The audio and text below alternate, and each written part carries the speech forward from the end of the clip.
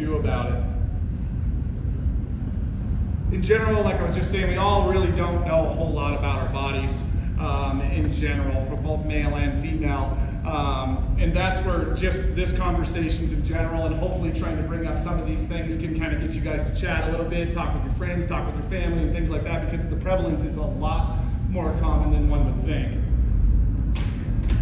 So pelvic floor. So I left out the outer layer of the pelvic floor here, as we all are familiar with that in general. But the pelvic floor has a superficial layer and a deep layer. This here is the deep layer of the pelvic floor in general. These muscles form the bottom half of a canister, as we'll kind of go through that from a core standpoint. But basically the deep layer is like the Kegel muscles, as most people look at them. What the pelvic floor does in general, it supports the organs, and if there's a baby in there, it obviously supports the baby above. It helps with sexual function, orgasm, and arousal. And it also helps you pee and poop, particularly when you want to. Like if your pelvic floor does not work if you are going to the bathroom when you don't want to. So the pelvic floor function as part of the canister of the core in general. The top, and this is all good for weightlifting stuff in general. If you don't have any pelvic floor issues or anything like that as right now, this is all important to lift heavy shit in general. So we'll kind of go through this a lot, but you have the top, and I want you to like think about the core as like a barrel. The top end of that is the diaphragm, which plays a gigantic role in all of this. And we all kind of take that for granted as we go through this. Everyone wants to build your transverse abdominis, which is this central layer. Then you have obviously your rectus and the superficial muscles on the outside. On the back of this barrel, you have a multifidus, which is basically your spinal erectors, so the muscles that do this, they hold the outside of the canister. The bottom half of this is your pelvic floor. Those four all work together to form a cylinder. And that cylinder needs to be held tight and braced appropriately to lift heavy things, or else then I put force into my spine, and then my back hurts, my hips hurt, etc. as you go through that. The functions of all this, whoa, oh sorry, wrong slide. So what happens when the core and the pelvic floor are having issues? So the most common issue in general is leaking. That can be gas, that can be pee, and that can be poop. Most people think of incontinence as just urinary incontinence, but there's a host of different levels with gas included in that. Heaviness, which this is typically postpartum that most people feel pressure, heaviness with this, but you can feel that bulging or heavy feeling around where your vagina opens. Obviously, I'm not familiar with that feeling, but I can almost guarantee someone in this room has felt that before. Postpartum. Also pelvic pain, where you're getting pain in general around your vulva or while you're having sex, which is really where this is mostly felt when you talk about pelvic pain in general. And then there's diastasis recti, which that's basically where when we have kids, the linea alba, the line for your abdominals just begins to lengthen with that. And we're going to go through all those today. So the first one we'll talk about is leaking. So the first thing is like trying to figure out what's normal in general, because we all are different. But in general, normal for both males and females is that you pee 5 to 8 times a day. If you are under 65 years old, you should not wake up to pee at night. If you are waking up to pee at night, that is a little bit of a yellow flag. It's not necessarily like, oh my God, you need to get that fixed. But if you're waking up consistently at night to go to the bathroom, that is an abnormal thing if you are below the age of 65. If you are over 65, you should pee once with that. And that's where, like with males, you see prostate issues and things like that come up, where they have to use the restroom more often. But the pelvic floor obviously plays a giant role in some of those things as well. Normal is that you can basically hold it when you need to. You don't have to worry about your bladder, and you pee for at least 7 to 8 seconds every time you use the restroom.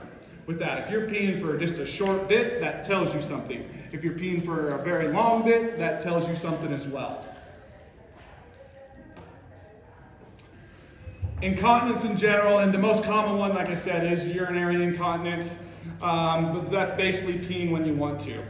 It can be because of urgency and you're like, I gotta go right now, which that's a common thing that I hear across a lot of population with pelvic floor is like the urgency is a giant issue. If having urgency, getting the cue, you're actually getting a cue to pee before you really have to. Because then all of a sudden you go sit on, it's like bladder infection, you go sit on the toilet and there's not much there with that, but boy, you really had to go. Incontinence can also happen when pressure in your belly goes up, like when we sneeze or when we lift or when we cough or laugh really hard. It can be a couple drops or literally a scream, and you can see some videos floating around the internet of things like that. If peeing while sneezing, that can be because you need to strengthen your pelvic floor or that you are doing too much. It is too tight all the time, and like a lot of times, like Kegels in general are really overplayed a little bit. It's an exercise that really doesn't do much except in the early phases of things. Leaking. So where it most commonly happens is coughing, sneezing, vomiting or laughing really hard, running, jumping, i.e. CrossFit, and lifting heavy weights, and when they use a weightlifting belt. That does throw off how those four sides of the canister work when you use a weightlifting belt. In general, if you have an incontinence, you should not be using a weight belt in general, and weight belts really should only be used when you're really trying to hammer some heavy loads. So this is sort of a hack. This is the gal that taught me my stuff. This is Christina Previch. She's one of the leaders in the whole country with pelvic floor stuff, and an avid CrossFitter. But in general, she calls it the knack. So when you sneeze, if you are having incontinence in general, you want to try to stay upright, you cross your legs, and that's where you sneeze. It's 100% effective. Per her, but the hard part is sneezing, then I gotta find a proper position. Hold on, I gotta sneeze. Exactly. Or you're driving. No, don't call yourself out, yeah. So if anybody's doing the knack in here for now, we all know. Somebody's got some pelvic floor work to be doing. But in general, what this does is basically put the pelvic floor in a tighter position and allow a more firm contraction, which basically shows that you have weakness there. It's not always about weakness in the pelvic floor. It can be about too much strength down there as well, too. And that just depends on your symptomology and what the findings are in evaluation. Okay, so in order to keep your pelvic floor happy, first thing, and I see the most common thing, especially across the female population, is this urge to suck in all the time. Some of that's with the Instagram bullshit that we live in this world, but also a lot of it's just like sort of how we grew up in the generation of trying to be a little bit skinnier and a little bit leaner and looking a little bit different, which does cause problems. You need to try to think about big belly breaths, and we'll go through some proper breathing stuff as you get through this, because that really is the basis for everything. You don't need to Kegel every time you lift or exert yourself. In general, like I was just saying, Kegels are just not that effective. It's good for you to get a feel from that, but that's not really building much after that. It's an isometric contraction that you can feel and hold, but a lot of times it's overdone and done way too hard because it's not meant to be a muscle that contracts naturally.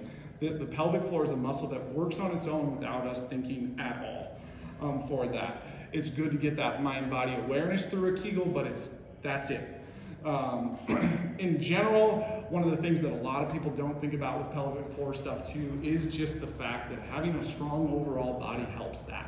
You're trying to dissipate forces in general in any orthopedic injury, problem, whatever. You're trying to put the forces where you want them. In general, if I got shoulder pain, you're going to compensate, work around it, and change where you're putting forces. Same thing happens if my pelvic floor is limited. You're going to put forces elsewhere if you want to try to offset that, and that's where you'd want to try to put it in the hips or other different directions as well. So being generally strong all over is very helpful for your pelvic floor. It used to be a thought, and there's still a lot of pelvic floor PTs out there who are just doing a lot of low-grade mindless exercise. And not really taking into account that this whole thing works as a unit. Like I showed you before, like the barrel of the core in itself all works together. Just doing one thing will not fix everything. Leaking with exercise is entirely more common than you think. This was kind of interesting when I went through the literature a little bit on that. but in general, 48% of adolescent female athletes leak in sport. And that's no pregnancies involved. That's adolescent females. So that's something to think about with daughters and younger athletes, especially during their puberty phases and things like that, to really ask them if there's something there to that, because that can be really embarrassing and something that they're not going to talk about with their friends, family, and things like that, because usually it's like more of a couple drops as opposed to a stream. But 44% of CrossFitters do. That's male and female as well, by the way. And that was a study of 1,000 CrossFitters too. So that's a pretty staggering number to think about. Like I was kind of mentioned before, you do not need to have a kid to leak. There can be other issues involved in that. But athletic incontinence is basically when people leak just with exercise and not with coughing or sneezing. And that's going to be kind of the general gist of probably most people that are in this 44% do. Matt, what causes the adolescence? So it's similar to, like, if you just think about the more common thing would maybe be Osgood-Schlatter's. So when we're growing, our bones are moving a lot faster than our tissues can keep up. So in general, in adolescence, when they're hitting those puberty stages, you got bones growing, especially females, because that's where the hips are starting to really widen up a little bit with that. So that's going to put my pelvic floor on a good stretch. It's hard as hell to contract a muscle that's on max stretch. You know, like bicep, that's always my example because it's easy. If I have to hold like I have very little strength here, but when I get it to a muscle length relationship that works, boy, I can really pull from that. And the same thing happens with kids as they're kind of coming up through adolescence. And it's because the hips are expanding much faster than the tissues can keep up with and strengthen. And it depends on the person too. Some growth spurts are small, some growth spurts are big. You know, but that's where you see a big growth spurt in an adolescent female. That's like the time to definitely have those conversations with them, because they're very likely going to have it at that time. But obviously from a pelvic floor and a leaking standpoint, the more impact I have, the more likely that I'm going to have an issue. But basically, that is okay too. We do need to keep pushing our bodies and trying to move the needle forward a little bit. Oh, what's up, little buddy? A little pelvic floor chat. To get through the P's and Q's early in life. Almost 45% of women, whether they've had kids or not, leak with CrossFit. Like I kind of ran through that. Running, jump rope, box jumps, and deadlifts are the most common exercise that people have issues with that, with actually double unders being way up there as far as the big causation for that. You are more likely to have pelvic floor issues after a vaginal birth. Clearly, C-section people are a little bit different. You may have a little bit different issues because the baby did not obviously go through your pelvic floor; it came out your stomach, and so that's where common sense prevails on that, and that's why you have more issues with that. If you pee when you jump, there's a few things that you can try. You do not try to hold that Kegel the whole time, like I've kind of beat up a little bit. You really want to make sure your ribs are stacked over your pelvis, and that's just good lifting form in general. If I'm in this extended position here already, just like I talked about a bicep being at a lengthened position, that puts the front of my canister in a tough position to succeed, which then you're going to have to put force elsewhere. Somewhere on the side of that, you'll have to get some of that. You want to really think about landing soft, especially even with running as well. If you're a really heavy-footed runner and you can hear every little step as you go through that, you're more likely to have some issues down in the core in general, males included. And that's something with males for back pain, really key with that. If you can hear it when they run, it's like boom, boom, boom, and very likely they'll have back pain if you can hear that. You want to try to work on your cadence, so try to increase your speed of your foot strike. So I'm trying to just get as many strikes in 1 minute as I can, and there's you can listen to metronomes or things like that if you're trying to pick up your cadence to try to fix those things, if that's something that you feel. And you just try to land soft. Double unders, same thing. So you want to try to keep the ribs over the pelvis. That is where I'm at core neutral. That needs to happen when I back squat, that needs to happen when I front squat, that needs to happen when I catch a snatch. That should always be what you're shooting for, is my ribs stay over my pelvis. Does everybody kind of understand what that would look like? Okay. Because in general, if you think about the top and the bottom of that, if I have one that's tilted up, you want these bowls to face each other at all times, no matter where the position is, to try to maintain neutral. If I'm in an extended position through my rib cage, which is super common with females, super common with heavier chested females in general, and that's where you want to try to kill that stuff and build that anterior core. When you're doing double unders though, you want your hands out in front of you. That's just because if I get my hands behind me, now I've kind of lost my canister from that standpoint. If I keep my hands in front of me, I'm naturally going to have a little bit more grab on the anterior side of the core. Thinking about landing soft, you need to breathe, not Kegel, and just use intervals. You're going to get fatigued at some point. If you can do 20 double unders and then you know by the time I get to 25 it's going to die down, maybe let's stop at 20, give yourself a little breather, and then bounce back into it, as opposed to just trying to drive into it depending on what the workout is or what you're shooting for at that time. If you pee when you lift, there's a lot of things that you can try, and a lot of those things kind of cover a host of everything with that. But you want to make sure that you're bracing appropriately, which we'll go through a brace here at the end of this and how to feel this if you never have. You're not trying to bear down. There was the old cue that you try to get as much tension as possible with that. It's really more of a draw in, so you're thinking about your belly button going towards your spine. You're not trying to do that forcefully. You're just trying to do it enough where you start to feel some side abs of that canister as you do that. So it's not necessarily a bear down like you're taking a crap. You're trying, which that is a common cue that you'll hear a lot of too, or stop the flow of urine with your pee, those kind of things. Those cues are somewhat poor depending on the patient and what you're shooting for. You want to breathe out with exertion. So one of the things, the diaphragm, and I'll see if I can run this all the way back. Oop. So as my diaphragm contracts, which is on an inhale, diaphragm's going to lengthen off to the side, my pelvic floor actually relaxes. So when I exhale, my pelvic floor actually contracts. An exhale, which this is an exhale position for this, and that's why this is maybe not the best, because these two are not looking like this at all times. They work in opposites. If this were to lengthen, which this is my diaphragm, am I blocking everybody here?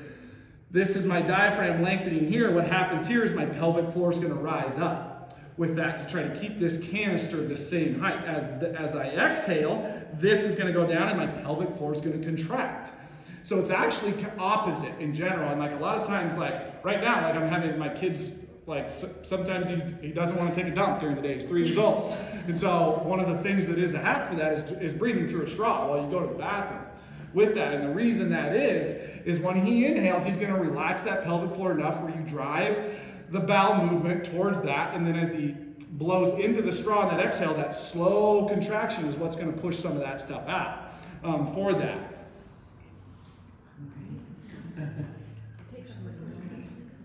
It works 100% of the time. At least with my kids, sample size of 1, it works all the time. They have a toy to play on while they're. Till he needs a straw every time he goes. Yeah. Right. Yeah, well, for like the first 5 days after I did it, he's like, I need a straw to go to the bathroom. I got myself in the room. I can't have a straw every time I take a dump. Get a straw, Yeah, right. We do have one in the bathroom, actually. Yeah. If you want a cocktail, you want to take a dump, I don't know, whatever. So we're not trying to bear down. Is this where I left off? Yep. Oh no, this was before. So in general with that, that's where you want to try to exhale at the hardest portion if I'm having some pelvic floor stuff with that, which is contrary to what you're taught in general if you have a quote unquote healthy pelvic floor. You want to, like you are going to lose a little bit of load. Your stability is going to go down a little bit. But what you're trying to do is stop this leaking and build that pelvic floor so then you can get over that hump and work to what you really need at that time. And also wearing a belt the right way. A lot of people wear that belt entirely too tight and wear it consistently. I see a lot of people that wear a belt in a gym, mostly at YMCA in Walla Walla, Washington, as they go around and do bicep curls and things like that. That is just poor. Okay, so let's not do that here, please. Just kind of what we talked about too, in general. That was where I was. Never mind.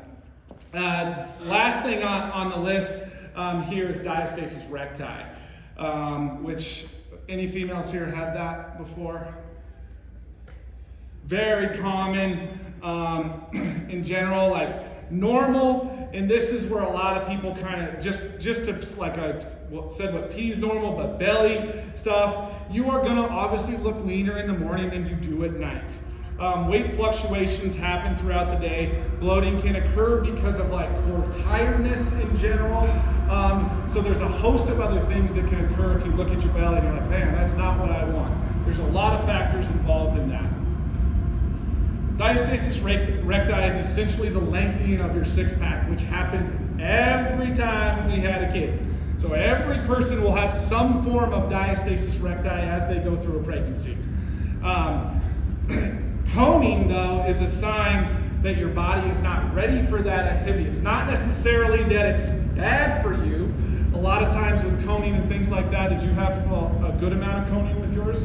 If you're okay sharing that? I used to. I'm actually doing a program right now, so I'm more aware of it. So I'm trying to brace for it, so the coning doesn't happen. 100%. What is coning? So coning in general, see, I don't think I got a picture of it. So coning on diastasis recti, you'll literally see when they flex, it pops up a little bit. You test it based on finger width, yep. And so you're trying to like see how big it is from a coning standpoint. And some females in general will really see a lot of distension, and it'll come up pretty good. Did you have a pretty good? It wasn't too bad. It depends on what position I'm in as well. But like up here, it's fine. It's right near my belly button. Like I just fit like 2-3 fingers in it. Yeah. And like 3 fingers is considered a big one. 2 fingers is considered about average. One's sort of normal, really, for a lot of people. The hard part with that too is a lot of that's genetics. Too depends on like if usually the individuals that are more hypermobile before, so you have a lot of flexibility before your pregnancy, you're gonna find that those are the ones that maybe are you pretty flexible? Yeah. That makes sense. And so you just, because the ligaments are obviously going to relax a little bit with relaxing the hormones that are involved in pregnancy, and that's where somebody who's already hypermobile, they're very likely to probably have a lot of coning, doming, things like that with that. I don't know why I didn't put a picture on that for that, but it's very obvious. You can easily, especially 2 to 3, you can see that all day, every day. Like Annie Thor's daughter. Do you know how after her Yeah, you can see hers when she's standing up. Yeah. If you want to look, if you want to Google her, you can. Like right around her belly button, it'll go like this. Yeah. Yeah, and it's not necessarily bad. It's more the aesthetics of it that are the problem from a female standpoint, which I would totally get too. So that's where it is. There's not any unsafe exercises. You're not doing it damage by having that thing coned and dome and things like that. But what it does tell you if you're trying to fix that is that exercise is exposing the strength in that region at that time. Did you just grab an online program, by the way? I follow a girl on Instagram. Her name is Nancy Anderson. She does the more Cool. Yeah, and there's a lot of good shit online with some of the diastasis recti stuff, because it literally is a progression. It's the same thing with the pelvic floor. You're following basically certain progressions. When they hit certain things, you move it on to the next. But like I said at the bottom here, diastasis is mostly a genetic and strength issue in general. Okay, so core tips in general.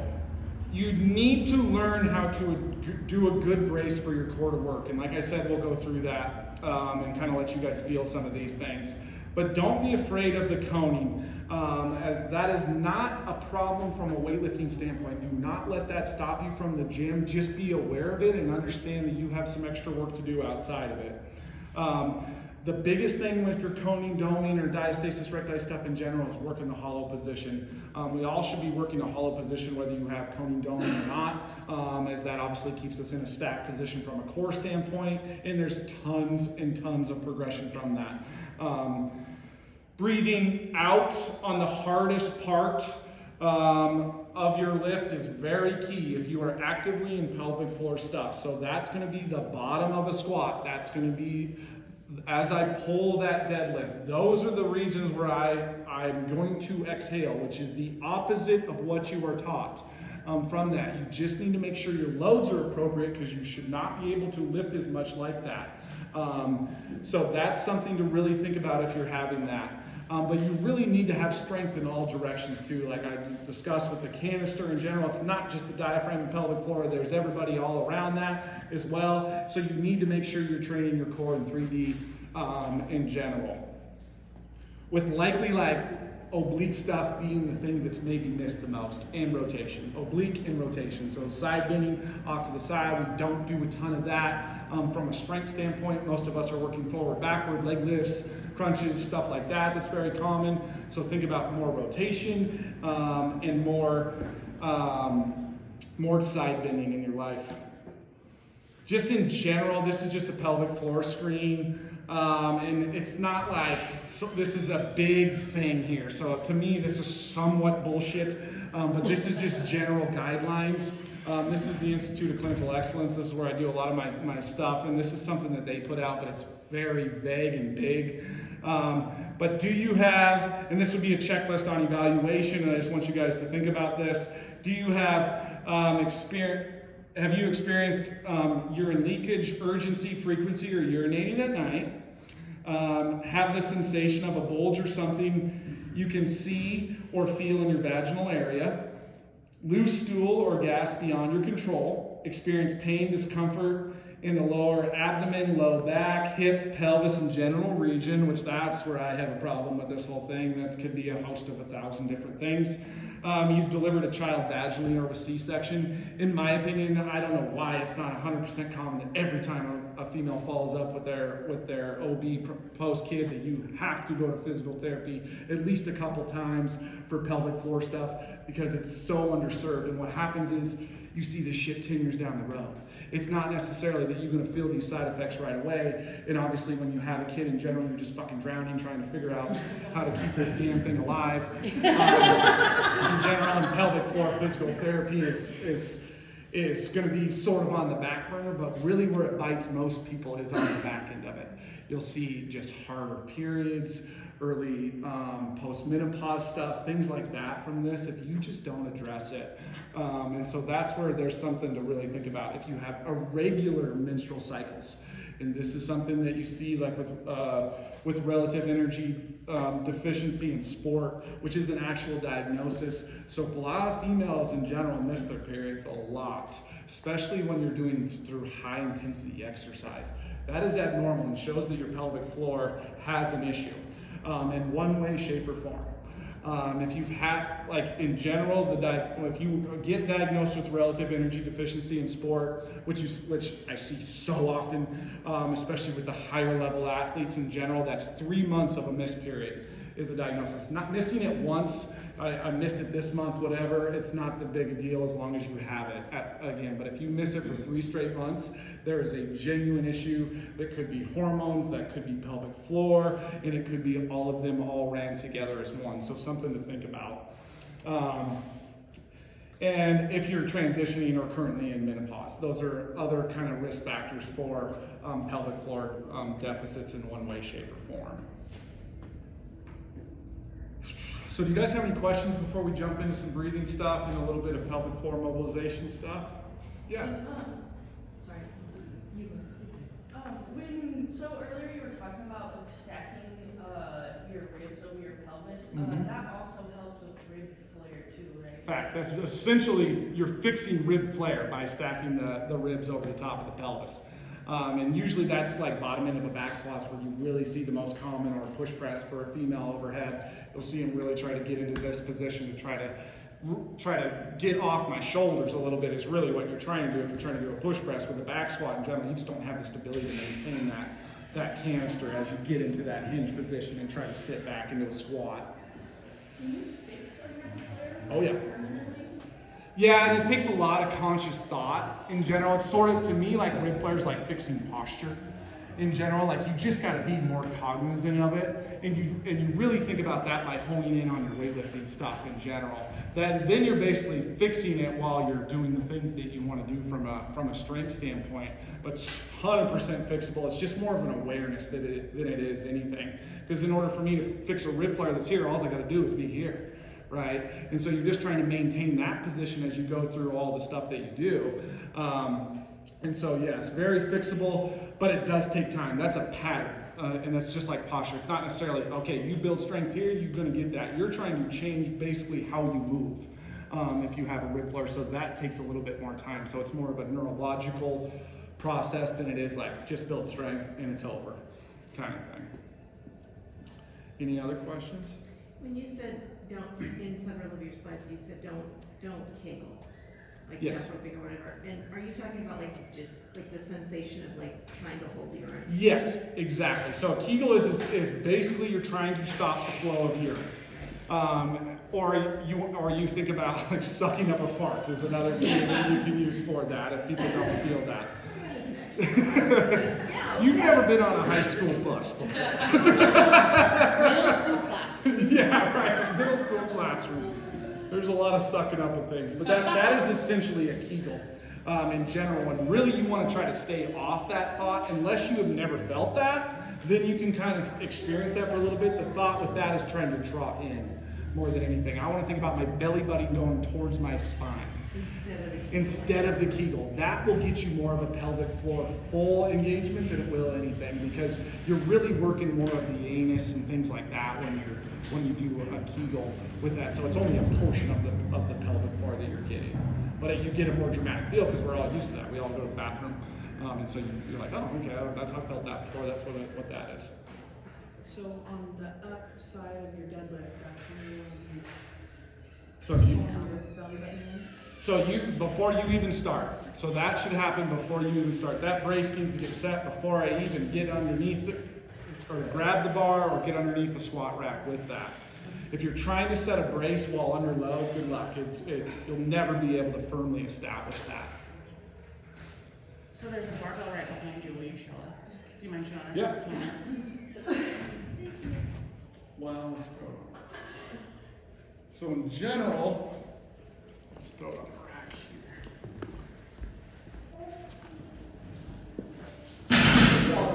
Let's all lay on our backs. I'm just going to have some breath stuff, and that way everyone can kind of experience that feel. So lie on your back with your knees bent in a hook line position. So we're just going to go through just a proper breathe and brace in general. I want you all, there's the bones in the front of your hips. If you can just set your hands right on the inside of those bones on the front of your hips. This in general, and like cool down post stuff, like this is sort of pelvic floor in general, but you should always try to think about doing some form of a light cool down post lift if you got to go. You'll see a big change in some of this tension as a whole throughout the body, but really specifically the pelvic floor with that. So with hands just nice and easy, relaxed. I want you to think about as you breathe in this, you're going to take a big inhale. As I inhale, I'm going to try to be as fat as possible. Think about that canister, and you're trying to put air in that entire canister in 3 dimensions.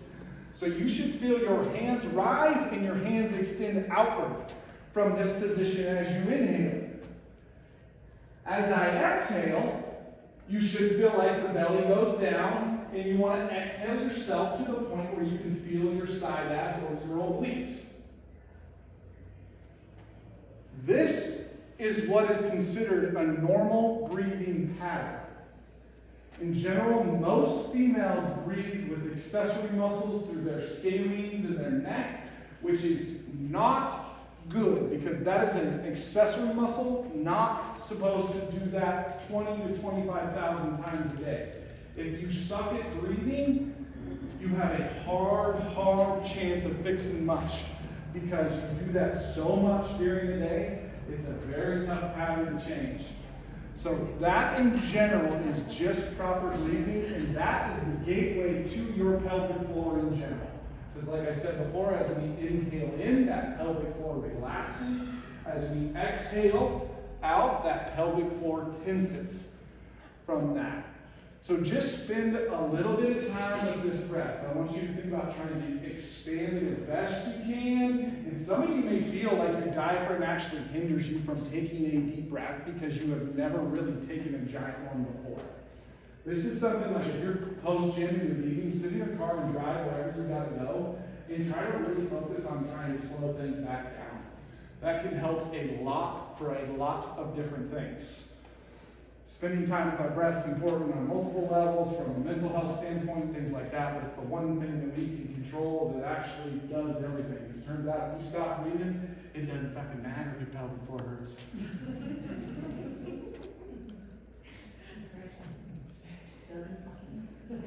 So with this in general, so now what I want you guys to think about and try to feel from this position is going to be how to breathe while under load, while in this position. So if I'm going to get a barbell, okay, all of you need to think about like you're standing, although you're laying down right now. I'm going to get under that barbell. What I want to do is I'm going to take a giant breath in. I'm going to fill that canister full as I can. Once that canister's full, I want to think about either somebody lightly punching me and I generate enough tension to block that, or I want to think about drawing that belly button towards my spine, but not very aggressively. Hold that breath. If I don't have pelvic floor issues, I'm going to go all the way down, and I'm going to come, by the time I come out of the hardest portion of that lift, I am going to exhale. If I have pelvic floor issues, once I feel the hardest point of that lift, I am going to exhale. So big, huge breath in. I fill that canister up in 3 dimensions. I brace like I'm bracing for a light punch, or I draw my belly button back towards my spine ever so slightly to fill my side abs. I'm going to hit that lift. I'm going to exhale at the hardest portion if I have pelvic floor stuff, or I'm going to maintain that until I'm out of the hardest portion of that lift.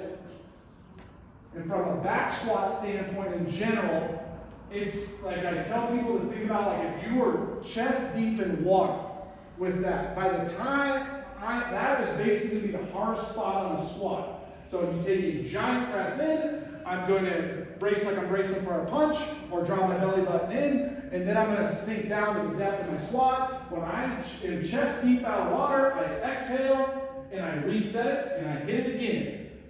Unless I was doing a 1 rep max. That should happen whether there's no load on the barbell, or there's 400 pounds on the barbell with that. So never ever try to cheat that.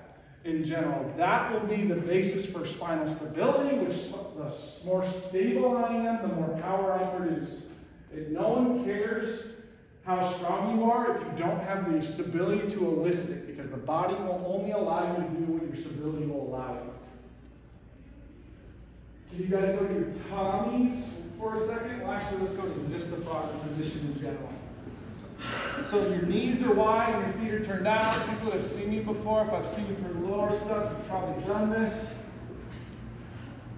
But in this position here, I should already feel my groins, or else my knees aren't wide enough.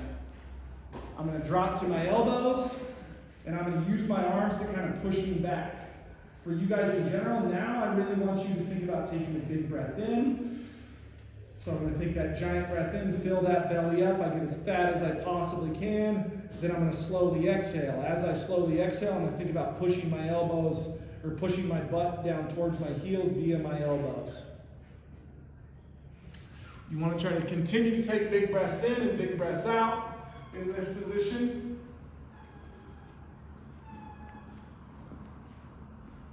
This is a pelvic floor stretch in general. So if I'm having pelvic floor issues, painful sex, things like that, this also just really helps with squat mobility as well. But this position in general is something to really play around in with that. You can move your glutes side to side, so you can kind of shift more weight to your right side, shift more weights to your left side. That is a little rough on the knees, isn't it? Just kind of push down there so I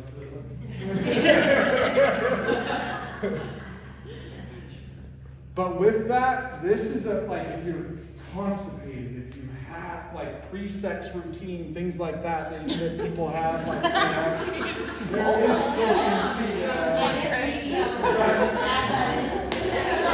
That's probably mostly for married folks, I can imagine. Hold on, I got my routine,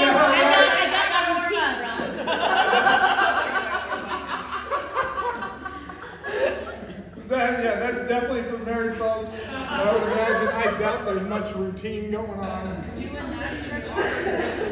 Yes. So you're lengthening the pelvic floor with that, with the breath work, and you want to try to think in that. Do that stretch for 30 seconds for a month, and I bet you feel a lot different from a standpoint of hip pain, and also from if you have pelvic floor issues, you will feel a change with just that alone. Rocking side to side with that, and then I can get in this position and kind of mobilize that. The biggest thing to think about too is hip internal rotation. So this motion here, which is hip internal rotation, is basically anything below 90 degrees. I'm going to get some hip internal rotation through that. That is your pelvic floor as well. So really trying to strengthen into hip internal rotation. And with this Frogger position, you can do that like this. And I'll kind of go sideways so you guys can see. So I'm going to drop into that position. Now what I want to do is try to think about my feet touching my ears and feel that squeeze and then bring it back down. Feet try to touch my ears and then bring it back down. You're really working pelvic floor with that, but you're also strengthening into a tough position that a lot of people get creaky hips in as well. So you want to, it's a subtle motion, almost crampy for a lot of people too. You'll feel it kind of bunch up on the outside of the hips in that position, but this can kind of wake some things up. So try to be a little more in that frog, so kind of drive back and turn your feet out a little bit. Okay, there we go. Now think about, so turn these feet out like this. Point your toes. Okay, go out. Okay, there we go. Oh now my from God. that, trying to lift, and you're going to feel the shit out of that right there. Holy Yeah. shit. It will be easier to do it in your routine though because you'll already be in bed.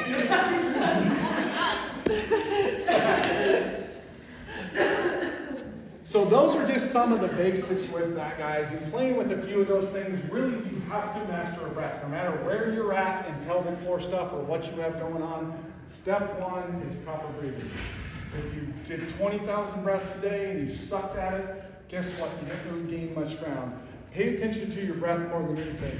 We inhale, we get fat. We exhale, we get skinnier. It's sort of the inverse of what most people do, as most females in general breathe from here, which this is meant to be 20% of a breath, and you should never do it unless I'm running 400 meters and doing that over and over and over. Then I need that other 20%. Other than that, 80% of a breath comes from your diaphragm. So those are things to really think about with that. If you guys are experiencing pelvic floor stuff in general, seek some help with that. If you know somebody is that, seek some help. It is the most effective thing in physical therapy per the research. It's fixable as shit. The downside is it takes some time and it takes diligence. And so you're looking at 3 months, but it's pretty much a home run once you get through it. Sometimes obviously I don't do internal stuff in general. There are some people that Tri-Cities has a couple really good ones. One does male, there's a husband-wife team. One does male stuff, obviously, and the wife does female stuff from a pelvic floor standpoint with internal stuff. It's not always the case that you need internal management. As a matter of fact, most of it is external with that. From my standpoint, how I treat pelvic stuff in general is I'll see you no more than 2 times with that. If it's tricky or it's not coming along, you likely need something internal with that. They make massagers for pelvic floor that are not vibrators. They're actually like hypervolt massages for your pelvic floor. There's ways to do it without it. There's a lot of people online that are doing some of these things and doing virtual stuff while you use some of these other tactics to get internal with that. To me, the people in Tri-Cities are phenomenal with that. Like there's some dog shit wall to wall, I'm sure. I don't know anything what's here in Pendleton, but I bet there's not much in general. But there's some really good folks in Tri-Cities who are doing this on a pretty high level with that and getting some really good results with that. But the biggest thing too, if you go see a pelvic floor specialist and they tell you to stop lifting weights, that's a red flag right there in itself. It's not about the weights. It's about you trying to consistently find proper breath patterns, trying to use a core appropriately, and just building the pelvic floor while you do the things that you love, which is this. And so that's important to think about as you go through that. Okay. Any questions, you guys? When is the appropriate time to, I don't use a belt, I never have. Okay. Should you be using it, and when is it appropriate? In general, I would recommend, it depends on your goals too. I would start with that. In general, if I'm trying to go be a power lifter and I have a powerlifting meet coming up, yeah, I'm gonna try to do something like that. If you're trying to just feel good and live the rest of your life as healthy as possible, I see no reason to use a belt in general. Unless I had everything, all my ducks in a row. Because what a belt's gonna do is gonna add some weight to that PR for sure, but who cares? If I did that all improperly and it caused me a host of issues during that, because the belt's gonna compensate for some of that, build that core for that. Like with my high school and college athlete stuff that I do with kids in general, I do have them belt when it's above 90%. And that's because they're trying to elicit as much as possible all the time to be as good of an athlete as possible during that time. But in general, for the general population, I am an advocate of no belt. There should be no belt at all times, and we're going to use this belt that the good Lord gave me, and I'm going to make that damn thing as strong as I can. And then if everything's working, I don't have any pelvic health stuff, my back feels good, my hips feel good, and I want to see what I got, let's belt it and kind of see where we're at. But it's not, like my strength coach, when I was in college, he would lay on the ground and he'd stand on you and rip the belt as tight as he could on you. And that is something in general, and it still happens all the time. In general, you are getting a whole lot of not positive output from that.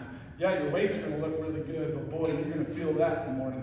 And that's where it's like fine if you're younger, but as we get older, like as we all know, we start to feel stuff a little bit. You do one stupid thing and it turns into 3 weeks of what the hell did I just do? That frog position, is that like once a day? Yeah, and to be fair, like to give it a shot for a month straight, every day, 30 seconds. You'll feel different in that position. Hold it for 30 seconds? Yeah, just 30. Oh shit, just me. I got this hand.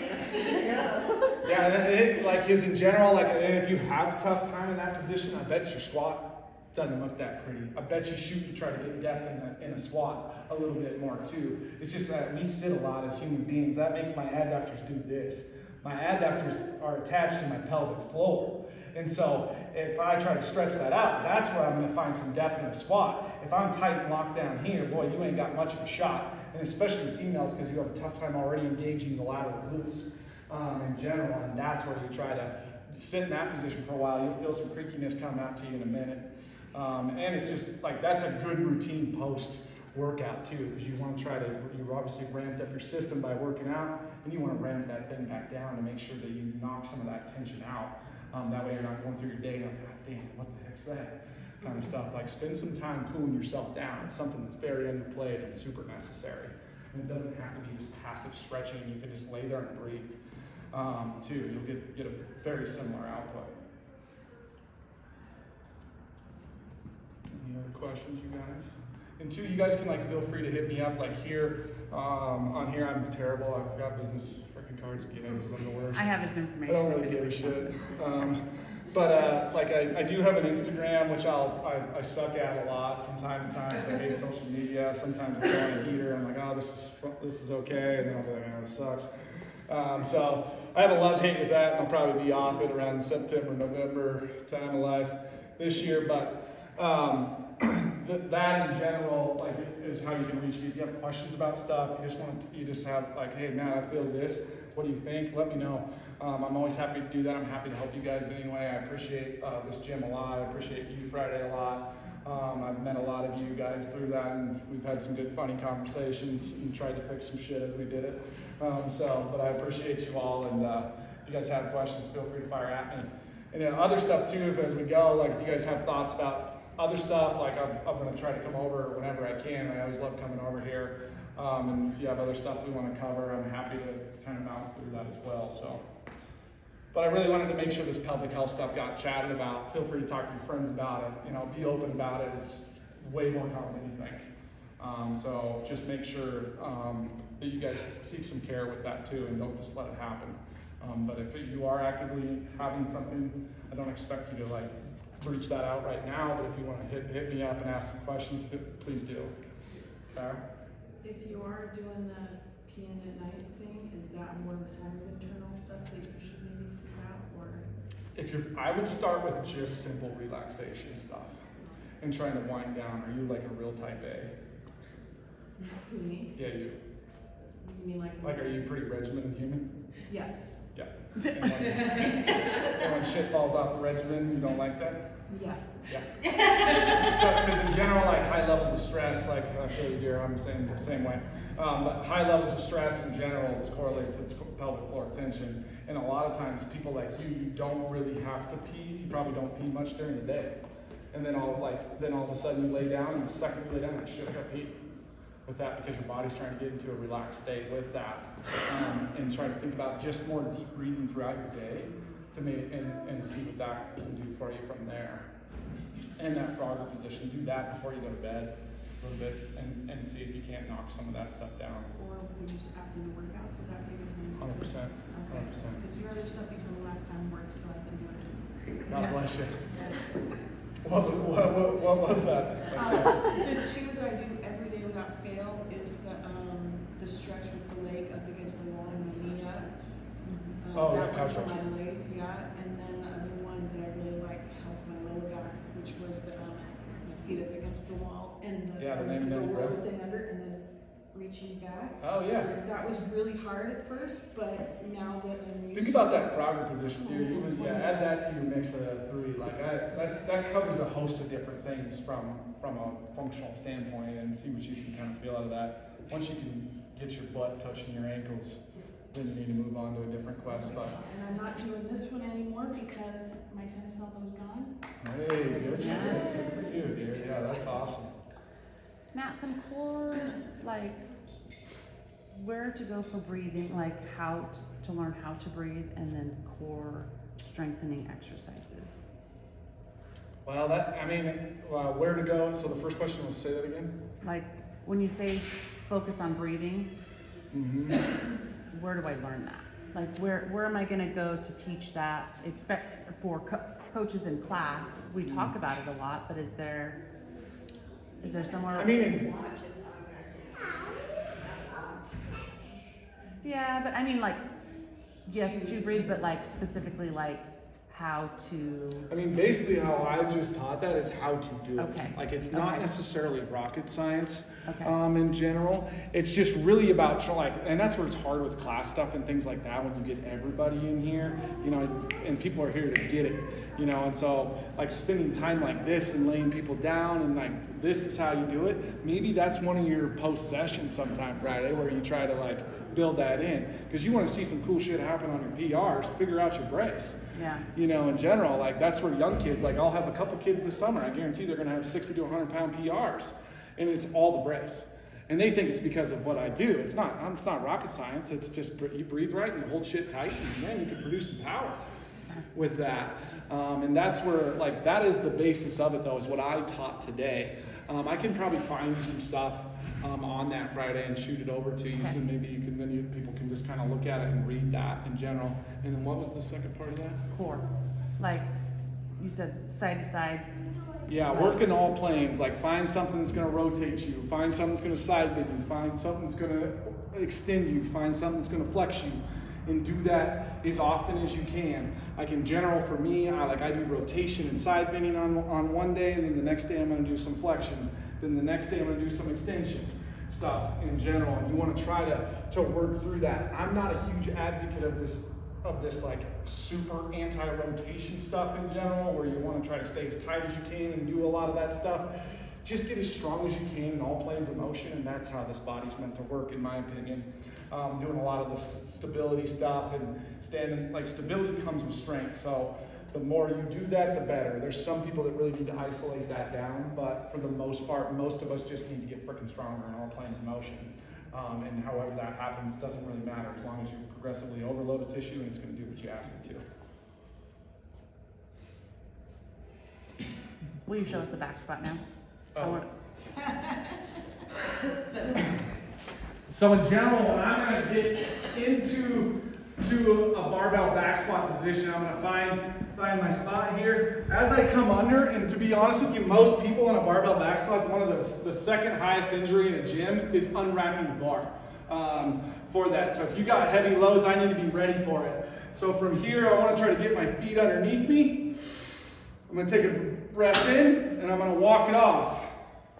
Now from here, I find my squat stance in general, so my ribs are stacked over the top of me. As I go through that, big breath in where I fill up that canister. I'm gonna draw my belly button in, or I'm gonna brace like I'm bracing for a small punch.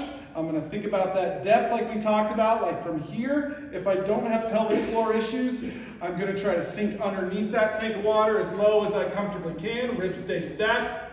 I'm not doing this number. I look 5 feet ahead of me on the ground. Abs still stay tight. I come up. Now my exhale comes when I get out of that chest height dip. If I have pelvic floor issues, which again too, if I don't have pelvic floor issues and I just did that, I'm gonna reset that every breath on that rep. Every time I'm doing something. Big breath in, feel that expansion, get some tension. I'm gonna sit, hold that breath till I get there, get out of the harsh part, and exhale. Okay, if I have pelvic floor stuff, everything starts the same.